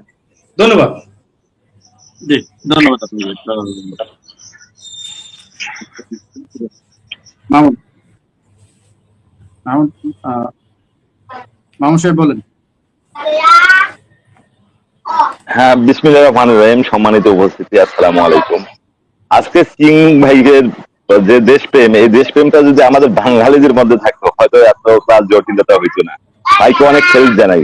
ভাই প্রতিটা ধর্ম বিশ্বাসে কিন্তু দেশপ্রেমের কথাটা বলে। আমরা যেমন দেশপ্রেম নিয়ে বিশ্বাসী, হয়তো আপনাদের ধর্মেও দেশপ্রেমটা আছে। কাজেই ধর্ম বর্ণ নির্বিশেষে সকল মানুষকে দেশের প্রতি ভালোবাসা থাকতে হবে। আমরা দীর্ঘদিন থেকে যে কথাটা মনির ভাই আপনাকে বলে আসতেছি, সেটা হচ্ছে প্রতিরক্ষা সক্ষমতা যদি আমরা বাড়াতে না পারি, ভারত আমাদের এভাবেই তাকাবে। আজকে দেখেন, ইরান আজকে প্রতিরক্ষা সক্ষমতা বাড়ানোর পর আজকে তারা একটা জাতি, 6000 বছরের একটা সুসংগঠিত জাতি, বিশাল একটা পরাশক্তি দেখে তারা পরাজিত করলো। কারণ তাদের আত্মবিশ্বাস, মনোবল এবং পাশাপাশি তার অস্ত্রের ঝঞ্ঝানি ছিল। সেই অস্ত্রের যদি প্রতিরক্ষা ব্যবস্থা বাংলাদেশ না বাড়াতে পারে, এভাবে আমাদের ধোকা দেবে। আর বারবার ধোকা দিতে, একটা কথা বলতে বলতে কিন্তু ইচ্ছা শক্তি হয়ে যায়, ইচ্ছা শক্তি বাস্তবে পরিণত হয়ে যায়। আর ভারত সেটাই করতে যাচ্ছে। যেমন করে হোক, যেহেতু পৃথিবীতে এখন কোথাও শান্তি নেই, কোথাও নিরাপত্তা নাই, বড় বড় দেশগুলো ছোট ছোট দেশের উপর হামলা করতেছে। রাশিয়া ইউক্রেনকে, আমেরিকা ধরেন ইরানকে, এরকম অনবরত একটা বিশৃঙ্খলায় লেগে আছে। সে কারণে যদি ভারত বাংলাদেশে আক্রমণ করেও বসে, আমাদের কিছু করার নাই। এই জন্য প্রতিরক্ষা সক্ষমতা বাড়াতে হবে। এ প্রসঙ্গে কিং ভাই কি বলেন একটু শুনতে চাই। ধন্যবাদ সবাইকে। ধন্যবাদ। মিজান। ধন্যবাদ এনামুল হক মনির ভাই। আর সবচেয়ে স্পেশালি ধন্যবাদ ইঞ্জিনিয়ার থরাই সিং ভাইকে। তিনি সত্য বর্তমান খুব প্রেক্ষাপটে উপযুক্ত কথা বলতেছেন, একজন অন্য ধর্মের লম্বে হওয়ার কারণ। তারপরও আমার প্রশ্ন হচ্ছে লেফটেন্যান্ট কর্নেল ফেরদৌস আজিজ স্যারের কাছে। আমরা অনেকে অনেক বাগাড়ম্বর কথা বলতেছি ইন্ডিয়ার বিপক্ষে, ঠিক আছে, আপনি বলতেই পারেন, কিন্তু আমরা কি সেই সক্ষমতা অর্জন করতে পেরেছি এখনো? গোটা বিশ্বে যেখানে চ্যালেঞ্জিং, আপনি যত সামরিক শক্তিতে অগ্রগতি, আপনি ততই পৃথিবীতে চ্যালেঞ্জের মুখে টিকে থাকতে পারবেন। কিন্তু বিগত 53 বছরে কি বাংলাদেশে যে সরকারি ক্ষমতায় ছিল, তারা অর্থ লুটপাট করে বিদেশে পাচার করছে এবং নিজের স্বার্থের জন্য সবকিছু করছে, কিন্তু সামরিক ক্ষেত্রে কোন সরকার কি এরকম অগ্রগতি করছে? এবং আপনি একজন সেনা কর্মকর্তা, চৌকস, আপনি কি আগামী বাংলাদেশের ভবিষ্যৎ চিন্তা করে একটি সামরিক বলয় তৈরি করতে পারবেন সবাইকে নিয়ে, দেশপ্রেমিক জনগণকে নিয়ে? তাহলে আমরা হয়তো আগামীতে চ্যালেঞ্জ গুলো মোকাবিলা করব। কিন্তু বাংলাদেশের সরকারের কাছে আশা করে কোনো লাভ নাই, যেখানে সাধারণ মানুষ সীমান্তে যাচ্ছে বিএসএফ বিজিবির সাথে এবং তাদের কাছিদা বিভিন্ন ধরনের বাংলা অস্ত্রগুলো নিয়ে তাদের প্রতিহত করার চেষ্টা করতেছে। সেখানে আপনাদের মতো যে দেশপ্রেমিক সৈনিকেরা যদি ঐক্যবদ্ধ হয় এবং সাথে যদি জনগণ থাকে, পাশাপাশি সামরিক সক্ষমতা যদি অর্জন হয়, সেরকম ভারত মাটির সাথে ধুলায় মিশে যাবে। এটাই আমি মনে করি। আপনি একটু এটা নিয়ে মন্তব্য করবেন। ধন্যবাদ। ধন্যবাদ। ধন্যবাদ। আচ্ছা, আরেক জনাব ফেরদৌস আজিজ। আজিজ ভাই, দর্শকের কিছু প্রশ্ন আছে, প্রশ্ন নিয়ে বলবেন। এবং বিশেষ করে একজন দর্শক যে অ্যাডভোকেট চৈতালি যিনি আলাদা করতে চাচ্ছেন প্রদেশ, তার বিরুদ্ধে বলেছেন। এর আগেও তার বেশ কিছু বক্তব্য ছিল যে জুলাইকে নিয়ে, এমন একটা বক্তব্য ছিল জুলাই যেখানেই জুলাই সেখানেই জুলাই, এরকম একটা বক্তব্য সে দিয়েছিল। এমন বক্তব্য দেওয়ার পরে আসলে তার বিরুদ্ধে কোনো ধরনের ব্যবস্থা নেওয়া হয় না। এর পেছনে আসলে কি অন্য সত্যি রয়েছে? জি, আমি খুব সংক্ষেপে যাচ্ছি। যে তিন ভাই প্রশ্ন করেছে, তাদের প্রশ্ন যৌক্তিক, এবং আমি এটুকু আশ্বস্ত করতে চাই ওই ভাইদেরকে যে এটা বাংলাদেশ, এটা সিকিম না। এদেশে যতই দালাল থাকুক, আরো 4 গুণ দালাল বাড়াইলেও যদি সংখ্যা বাড়ানো হয়, কাজ হবে না, ভারতের স্বপ্ন স্বপ্নই থেকে যাবে। এটা ভারতকে বুঝতে হবে, কারণ ভারত 24 দেখেছে, ভারত নিজেও জানে, কিন্তু যদিও মুখে হাম্বিতাম্বি করছে, কিন্তু লাভ নাই, ওদের সাহস নাই আসার। সাহস যদি থাকে তা আমি চ্যালেঞ্জ দিলাম, আসেন, আমার আর্মি লাগবে না, আমার আর্মি লাগবে না, বিজিবি আর জনগণ মিলেই আপনাকে সাইজ করা হবে। এবং একই সাথে দা মোমেন্ট আপনি এই দেশে পা রাখবেন, ভারত পা রাখবে, ওই দেশ টুকরা টুকরার প্রসেস শুরু হয়ে যাবে ইনশাআল্লাহ, ইনশাআল্লাহ। অতএব সাবধান। আর সাবধান, এই দেশের দালালদেরকেও সাবধান করতে চাই যে সময় থাকতে তোমরা ভালো হয়ে যাও। সাধারণ হিন্দু ভাই বোনদেরকে সম্মান দিয়ে বলছি, আপনারা এদের ফাঁদে পা দিবেন না, কারণ এরা কিন্তু আপনাদেরকে বিপদে ফেলে চলে যাবে, স্রেফ এটা গ্যারান্টি দিয়ে বলছি, একদম চলে যাবে। ওদের কাজই হচ্ছে পয়সা খেয়ে কিছু দালালি করা, একটা হাঙ্গামা লাগানো। অতএব আপনারা ভুলেন, আর এটা আপনার বাপজাতার ভিটা মাটি, আপনি এই দেশের নাগরিক, আপনি আরেক দেশের নাগরিকের কথা শুনবেন কেন? হোক না ধর্ম আপনার ওই পারে হিন্দুরা কি শান্তিতে আছে আপনি জানেন? আমাদের হিন্দু ভাই বোনদের উচিত ওই পারের সম্পর্কে জানা। ওই পারের সাধারণ হিন্দুরাও কিন্তু শান্তিতে নাই, ওই বিজেপির রাম রাজত্বে পড়ে তারাও চ্যাপ্টা হয়ে যাচ্ছে। দেখেন না এই কোরবানির ঈদে কি হয়েছে হিন্দু ভাইদের আর্থিক অবস্থা? কেউ কেউ তো এখন ব্যাংকের লোনের জ্বালায় আল্লাহ জানে আত্মহত্যাও দেয় কিনা। আমি চাই ওই পারের আমার হিন্দু ভাইরা ভালো থাকুক, কিন্তু বিজেপি রাম রাজত্বের ওরা ভালো নাই। আমি ভারতকেও সাবধান করছি যে এই সমস্ত ফাইজলামি ভারত বন্ধ কর। আচ্ছা, এই যে বই কি নাম বললেন, অ্যাডভোকেট চৈতালি, আচ্ছা, সে আগেও ফাল পেরেছে, এই গত এক দেড় সপ্তাহ যাবৎ ফাল পাচ্ছে, এবং ত্রিবেদী আসার পরে একটু খুব শান শওকত নিয়ে মোডে ফাল পাচ্ছে। ও বুঝতে পারছে না ও কি করছে। ও ইতিমধ্যে যা করে ফেলেছে, আলাদা রাষ্ট্র চাই, রংপিক বিভাগকে কেটে নেবে, ও রাষ্ট্রদ্রোহিতা আইনে তাকে ইমিডিয়েটলি সরকারকে অ্যারেস্ট করতে হবে, তাকে আইনের আওতায় আনতে হবে। এবং ওর সাথে আরো এক দুইজন যারা আছে, এরা কেউ আমার দেশের হিন্দু ভাই বোনদের প্রতিনিধি না, আমার দেশের সাধারণ শান্তিপ্রিয় হিন্দু ভাই বোনদের রিপ্রেজেন্ট করে না। অতএব এরা ওই পারের দালাল, এটা পরিষ্কার। সরকারকে ইমিডিয়েটলি এদেরকে আইনের আওতায় আনতে হবে। রাষ্ট্রদ্রোহিতার মামলা তাদের পক্ষে এই 24 ঘন্টার মধ্যেই হয়ে যাওয়া উচিত ছিল। সরকারকে বলবো এদেরকে অবশ্যই, এরাই জঙ্গি, এরাই দেশকে অশান্ত করতে চায়, ভারতের হয়ে কাজ করে। এরা ফান্ড পেলো কোথায়? রামমূর্তির ফান্ড কোত্থেকে পেলো? এরা যে ফাল পাঠাতেছে, ফান্ডগুলা কে দিচ্ছে? এদের পিছনে কারা আছে? দুদক, এনবিআর, তারপর গোয়েন্দা, এদের বাংলাদেশ ব্যাংকের ইন্টেলিজেন্স ইউনিট, র্যাব, পুলিশ, সবাইকে বলবো এদের খোঁজ খবর লাগান। এদের পিছনে কারা আছে, কোথা থেকে এরা ফান্ড পায়, কার কার পরামর্শে এদের চলে। ত্রিদেবী সাহেব, আপনি ভালো হয়ে যান, আপনার মিশন সাকসেসফুল হবে না ইনশাল্লাহ। আপনি মিশন নিয়ে আসছেন, এই পারি করবেন, আপনাকে খুব অপমানের সাথে এই দেশ থেকে যেতে হবে। আপনি লিখে রাখেন ত্রিবেদী সাহেব এই কথাটা, যে আপনাকে অপমানের সাথে যেতে হবে। সেটার জন্য দায়ী আপনি নিজেই, আপনার কর্মফলই আপনাকে এই দেশ থেকে অপমানের সাথে বিদায় করবে। জি, আচ্ছা, এখন যেটা করা উচিত, আমি আরেকটা কাজ আছে, আমি তাড়াতাড়ি চলে যাব। ভারতকে ভুলে যেতে হবে তার এই স্বপ্নের ব্যাপারে। আর এই এত কিছু আমি লম্বা করতে চাই না। যা হোক, সরকারকে এখন যেটা হবে, কঠোর হস্তে দমন করতে হবে এই রাষ্ট্রদ্রোহীদেরকে, এই ভারতীয় দালালদেরকে। অনেক হয়েছে, আর না। তারা চাচ্ছে আওয়ামী লীগকে ফিরে আনতে, ভারতের স্বপ্ন বাস্তবায়ন করতে। এটা কোনোদিনই সম্ভব না। হাসিনাকে ফিরে আনবে, হাসিনা বর্ডার দিয়ে ঢুকতে পারবে, বা এয়ারপোর্ট থেকে নামতে পারবে, কোর্ট পর্যন্ত যেতে পারবে, বাসা পর্যন্ত যেতে পারবে। তার আগেই জনগণ বিচারের রায়টা কমপ্লিট করে দিবে, তার আগেই কমপ্লিট করে দিবে। আর কিছু কিছু নির্বোধ মূর্খ আওয়ামী লীগ এই সনাতনীদের মিছিলে যায়, এই সকল সনাতনী, এটা আসলে তো আমাদের সাধারণ হিন্দু ভাই বোনরা, এদের যায়। এদেরকে আমি বলছি, নিজের খায়া কর্ম করে খাও বাবা। কিন্তু এই হাসিনা তো তোমাদের ফেলে চলে গেছে, তোমার নেতা তো ফেলে চলে গেছে, তোমরা ধরা পড়তেছো, রাস্তায় পিটানি খাচ্ছ, 6 মাস জেল খাটতেছো। তো কই তোমার নেতা নেতৃত্ব আসে না তোমাকে বাঁচাইতে। তবে মাথায় একটু বুদ্ধি রাখো, এবং তওবা করে আওয়ামী লীগ থেকে ফেরত এসে তওবা করে মুসলমান হয়ে যাও। আবার এই আওয়ামী লীগের যারা আছে। আচ্ছা, জনগণকে যার যার এলাকায় চোখ কান খোলা রাখতে হবে। যেখানেই ভারতীয় দালাল পাবেন সেখানেই সিস্টেম শুরু। আগে সিস্টেম, তারপর আইনের হাতে তুলে দিবেন। সকল চার্জ যাতে চার্জশিটে ইনক্লুডেড হয় সেটা করে পুলিশ ভাইরা এ ব্যাপারে সোচ্চার থাকবেন।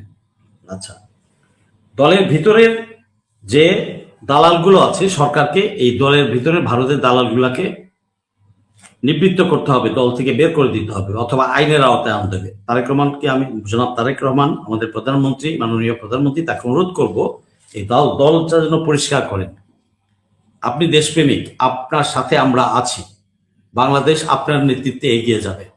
100% জনগণ আপনার সাথে থাকবে। বিরোধী দলও আছে, আমরাও আছি, সবাই আছে।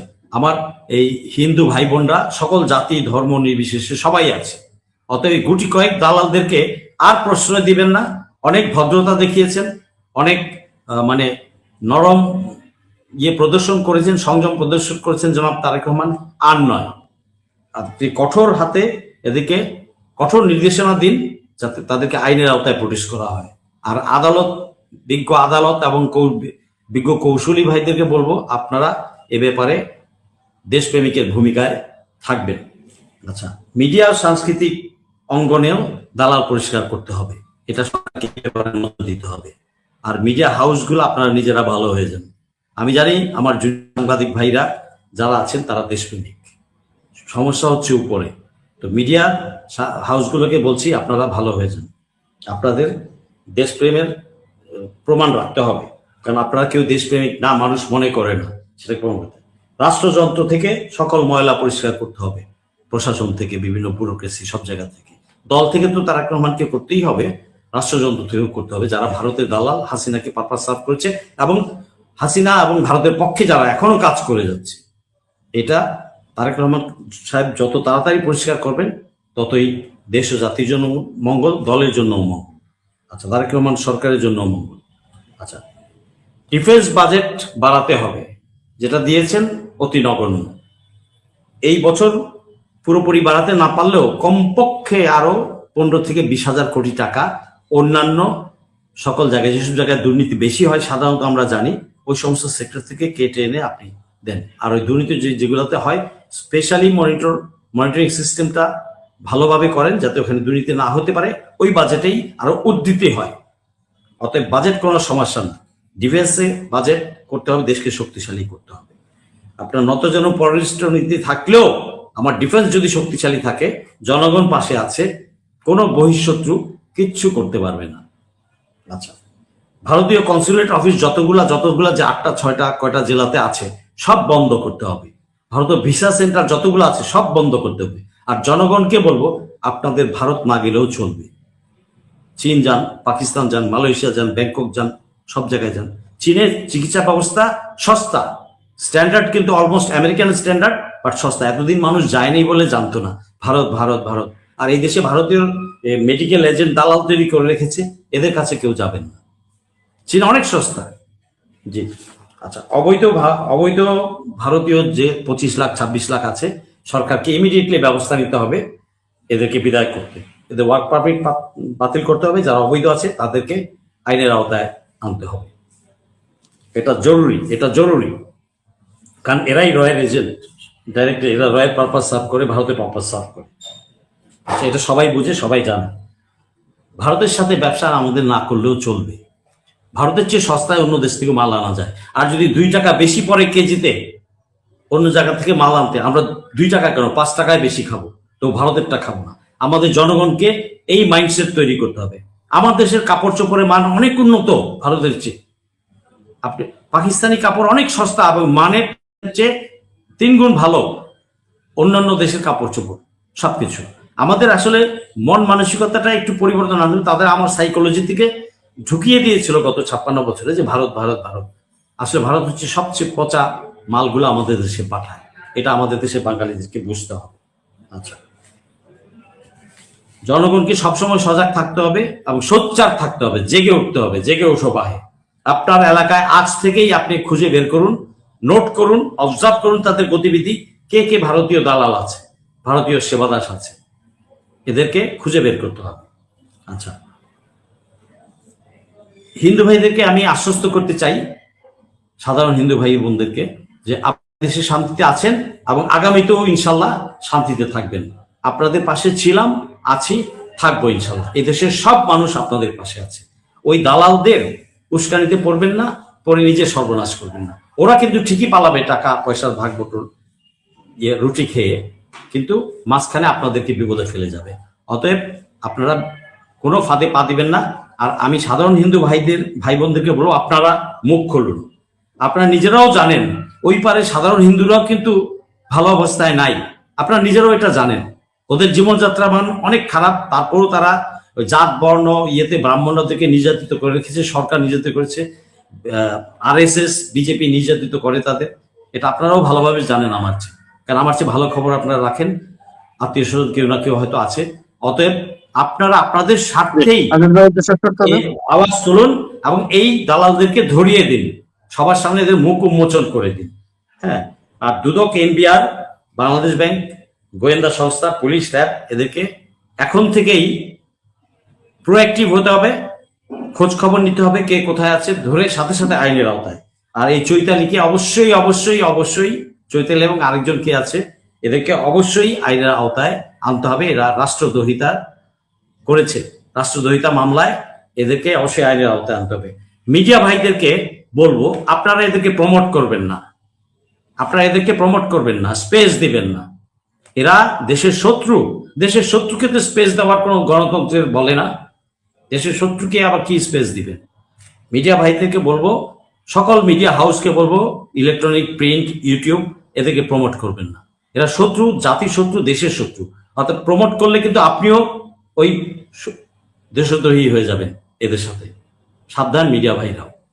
আচ্ছা, সরকারকে খুঁজে বের করতে হবে এই বৈকালির পিছনে আর কে কে আছে। গোয়েন্দা ভাইদেরকে এখনই খুঁজে বের করতে হবে আর কে কে আছে। শুধু বৈকালি তোকে সামনে ঠেলে দিয়েছে, এর পিছনে কোন পর্যন্ত আছে এই দেশে দালাল, এবং ফান্ড কোথা থেকে পাচ্ছে, কে দিচ্ছে, এটা খুঁজে বের করে ইমিডিয়েটলি সবগুলাকে আইনের আওতায় আনতে হবে। তো সবাই ভালো থাকুন, এবং জনগণকে আমি আবার বলবো, দেশ আমার, আপনাদের দেশ কোনো রাজনৈতিক নেতা বা নেত্রীর না, কারো বাপের সম্পত্তি না। আমরাই যথেষ্ট দেশকে রক্ষা করার জন্য। ধন্যবাদ সবাইকে। ধন্যবাদ জনাব ইঞ্জিনিয়ার থয়চিং মুখ। দর্শকের একটা প্রশ্ন আছে আপনার কাছে, যে সামরিক সক্ষমতা আমাদের আসলে কতটুকু বাড়াতে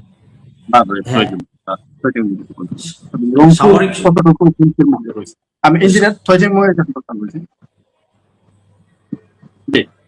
বলেন। বলছেন? আচ্ছা, ঠিক আছে, থ্যাংক ইউ, সালাম সবাইকে। আমার একটু কাজ আছে, আমি যেতে হচ্ছে, বিদায়। জি, ধন্যবাদ ধন্যবাদ আজিজ ভাই। জি, ইঞ্জিনিয়ার বলেন, থয়চিং বলেন। বাংলাদেশে যে সকল নাগরিক আছেন, যে 20 কোটি নাগরিক আছে, 20 কোটি নাগরিককে অন্তত 3 মাস অস্ত্র প্রশিক্ষণ দিতে হবে আমাদের বাংলাদেশে। যেহেতু আমাদের নানা লেগেন্সি আছে, এই লেগেন্সিটাকে আপনার ফিল আপ করার জন্য অন্ততপক্ষে 3 মাস বাধ্যতামূলক, ছেলে হোক বা মেয়ে হোক, অস্ত্র প্রশিক্ষণ দেওয়ার ব্যবস্থা করতে হবে। তাহলে দেখবেন ভারত অনেকটা সোজা হয়ে গেছে। ভারত সোজা হয়ে যাবে যদি বাংলাদেশ থেকে যে সকল টিভি চ্যানেল, ভারতীয় টিভি চ্যানেল বাংলাদেশে চলছে, সেই সকল টিভি চ্যানেল যদি আপনারা বন্ধ করতে পারেন, ভারত সোজা হয়ে যাবে। আমরা বাংলাদেশের যেই সকল ভারতীয় দালাল আছে, যেমন এই যে চৈতালির মতো যে সকল ভারতীয় দালাল আছে, সেই সকল দালালদেরকে ধরে ধরে যদি আমরা বিচারের আওতায় আনতে পারি। কিন্তু দেখেন, আমরা যারা এই বাংলাদেশের বিরুদ্ধে যারা কথা বলছে, তাদেরকে আইনের আওতায় আনা হচ্ছে না, মিডিয়া তাদেরকে প্রমোট করছে, যার কারণে আজকে এই সমস্ত দেশদ্রোহী সংখ্যা দিন যত যাচ্ছে তত বেড়ে যাচ্ছে। অনেক মুসলিম কিংবা যারা আওয়ামী লীগ করেন, যারা আওয়ামী পন্থী, তারা বলছেন জয় হিন্দ, জয় বাংলা, অখণ্ড ভারত চান। আরে ভাই, তোমরা তো মানে ভারত যদি শেখ হাসিনাকে আশ্রয় না দিত এবং জুলাই আন্দোলন যদি না হতো, আমরা বুঝতে পারতাম না যে আওয়ামী লীগ ভারতের একটা অঙ্গ সংগঠন। আজকে জুলাই আন্দোলন হওয়ার পরে ভারত শেখ হাসিনাকে আশ্রয় দেওয়ার মাধ্যমে আমরা বুঝতে পেরেছি আওয়ামী লীগ ছিল ভারতের একটা অঙ্গ সংগঠন। সেই অঙ্গ সংগঠনের পক্ষে যারা কথা বলে তাদেরকে আইনের আওতায় এনে, রাষ্ট্রদ্রোহীদের আইনের আওতায় এনে তাদেরকে শাস্তি নিশ্চিত করতে হবে। তবেই আমাদের এই বাংলাদেশে আমরা যারা দেশকে ধারণ কি লালন করি, আমাদের আমরা এই ধরনের বিতর্কিত কথাবার্তা বলা বন্ধ হবে। আমি আর বেশি কিছু বলবো না, আমি একটুকু বলতে চাই, দেখেন এই দেশটা আমার, আপনার, আমাদের সবার। কিন্তু যারা বারে বারে বলে মৌলবাদের বিরুদ্ধে কথা বলে, যা আমি এই কথা বলে আমার কথা শেষ করতে চাই, যারা পাকিস্তানপন্থী না ভারতপন্থী কথা বলে, এরাই হচ্ছে আসল বাংলাদেশের শত্রু।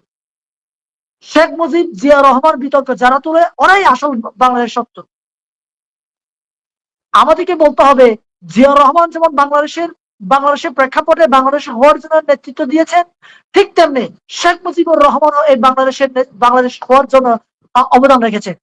ঠিক তেমনি এই জুলাই আন্দোলনে যারা বিএনপির লোক, জামাতের লোক, এনসিপির লোক যারা এই বিতর্ক তৈরি করছে, তারাও আসল জাতির শত্রু।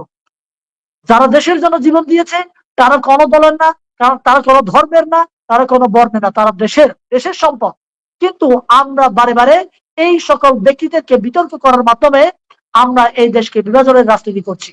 এই বিভাজনের রাজনীতি যারা করছে তারা প্রত্যেকে রাষ্ট্রদ্রোহী, তারা প্রত্যেকে এই দেশের শত্রু। তাদের বিরুদ্ধে আমাদের কথা বলতে হবে। আমি যে সকল বর্ডারে আমার বাংলাদেশের নাগরিক রয়েছেন, সেই সকল বর্ডারের নাগরিকদেরকে আমি উদাত্ত আহ্বান জানাবো, আপনাদের চোখ কান খোলা রাখেন এবং যাতে করে ভারতীয় কোন নাগরিক যাতে করে বাংলাদেশে পুশিং করতে না পারে।